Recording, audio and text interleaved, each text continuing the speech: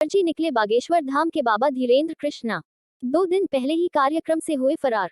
फिर सफाई में दिया ये बयान। पुलिस ने दर्ज की एफआईआर। कम समय में सोशल मीडिया पर जमकर वायरल और फेमस होने वाले बागेश्वर धाम के पुजारी पंडित धीरेन्द्र कृष्ण शास्त्री एक बार फिर विवादों के घेरे में है। विवाद इस बार चमत्कारिक एवं दिव्य शक्तियों को साबित करने को लेकर है। दरअसल महाराष्ट्र की एक संस्था ने नागपुर में उनके आयोजित कार्यक्रम को चुनौती दी थी कि बाबा अपनी शक्तियों को सर के सामने साबित करें, जिसके बाद धीरेन्द्र कृष्णा शास्त्री नागपुर में कार्यक्रम छोड़कर भाग आए थे। अंधविश्वास उन्मूलन समिति ने पुलिस में मामला दर्ज कराने की भी बात कही है। समिति ने दावा किया है कि अगर धीरेन्द्र कृष्णा शास्त्री के पास कोई ऐसी शक्ति है तो साबित करे, अन्यथा उनके खिलाफ कार्रवाई होगी। समिति ने आरोप लगाया है कि बाबा इसी चुनौती और लोगों के सामने उजागर हो जाने से डरकर भाग गए हैं और उनका भंडाफोड़ हो गया है। धीरेन्द्र कृष्ण शास्त्री को दी चमत्कारिक शक्तियों को साबित करने की चुनौती। धीरेन्द्र कृष्ण शास्त्री की कथा महाराष्ट्र के नागपुर में हो रही थी। वहां दरबार भी लगाया जाना था, लेकिन तभी अंधश्रद्धा निर्मूलन समिति के सदस्य एवं प्रसिद्ध एक्टिविस्ट प्रा श्याम मानव ने धीरेन्द्र कृष्ण शास्त्री को चमत्कारिक शक्तियों का दावा साबित करने की चुनौती दी थी। समिति के सदस्यों का आरोप है कि धीरेन्द्र कृष्ण शास्त्री ने दावा स्वीकार नहीं किया और भाग गए हैं। वहीं दूसरी ओर धीरेन्द्र कृष्ण शास्त्री ने कल यानी 16 जनवरी को अपनी सफाई में बताया कि उनके पास कोई चमत्कारिक शक्ति नहीं है और वो किसी का भविष्य नहीं बता सकते हैं। अगर अंधविश्वास उन्मूलन समिति के सदस्यों को चुनौती देनी हो तो वो बागेश्वर धाम आ सकते हैं। नागपुर से भागने के आरोप पर उन्होंने कहा है कि उनका नागपुर में उतने ही दिन का कार्यक्रम था, इसलिए लौट आए हैं, भागकर नहीं आए हैं। समिति के खिलाफ हमला बोलते हुए उन्होंने कहा है कि जब वह वहां मौजूद थे तो क्या उनके बाप मर गए थे या हाथों में चूड़ियां पहन रखी थी। जब हाथी चलता है तो कुत्ते भौंकते ही हैं। बागेश्वर बाबा के खिलाफ जल्द की जा सकती फर दर्ज। अंधविश्वास उन्मूलन समिति ने महाराष्ट्र में लागू the drugs and magic remedies पानी अंधविश्वास और जादू टोना निरोधी कानून के अनुसार एफआईआर दर्ज कराने की बात कर रही है। समिति की ओर से मामले में अब तक पुलिस को संज्ञान